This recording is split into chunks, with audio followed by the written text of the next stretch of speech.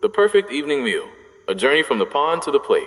This afternoon, an unexpected joy knocked on the door of our little house. Not with a ring, but with four little tails gently wiggling in a plastic basket. It was a gift from our maternal grandparents. Four freshly caught delicious fish, a handover not just of food, but of love and warmth. On a normal day, cooking might be a routine task. But today, with this gift, it transformed into a special family ritual. I felt that I wasn't just cooking. I was embarking on a culinary journey from the raw to the refined, a path stretching from the backyard to the dining table.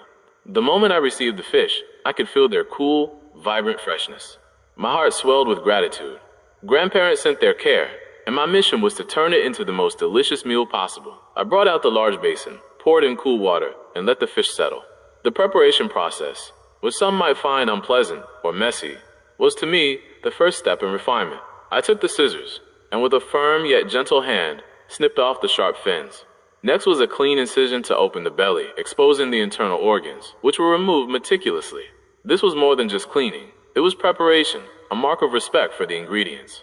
Every unnecessary part was discarded, keeping only the essence. The step of scaling the fish always brings that characteristic scraping sound. The knife or spoon grazed lightly, and the glistening silver scales flew up, reminiscent of sunlight on water. Afterward, the basin was rinsed repeatedly under a powerful running tap.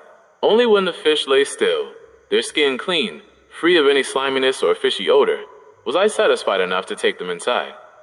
In the kitchen, the smell of wood and a slight earthy aroma from the prepared fish mingled.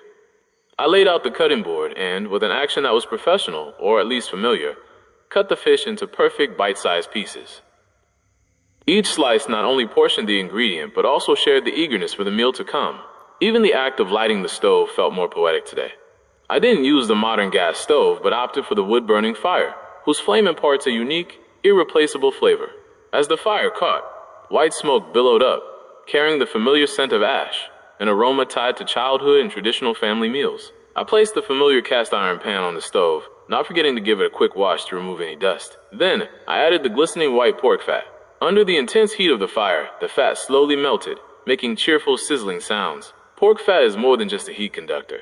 It is a guide for flavor, providing a richness and crispness that many other oils struggle to match. When the fat had completely melted and reached the ideal hot temperature, a light wisp of smoke rose. That was the signal. Each piece of fish was gently placed into the pan. The crackling sound of fish hitting hot oil rang out invitingly, chasing away all the day's fatigue. I stood by the stove, patiently flipping them, watching the wondrous transformation. The fish skin gradually turned pale gold, then a lustrous golden yellow, and finally, a brilliant reddish brown. The aroma now didn't just linger in the kitchen, but spread throughout the house. The scent of crispy fried fish mingled with the faint fragrance of pork fat and the cozy smell of the wood fire. It was the smell of family, the smell of togetherness. The cook's patience was rewarded. When the final piece of fish was lifted out and placed on the platter, it boasted a perfectly crispy crust, while remaining sweet and tender inside. The platter of golden fried fish, alongside other simple side dishes, became the centerpiece of the meal. I took my time. The final and most crucial task was setting and decorating the table.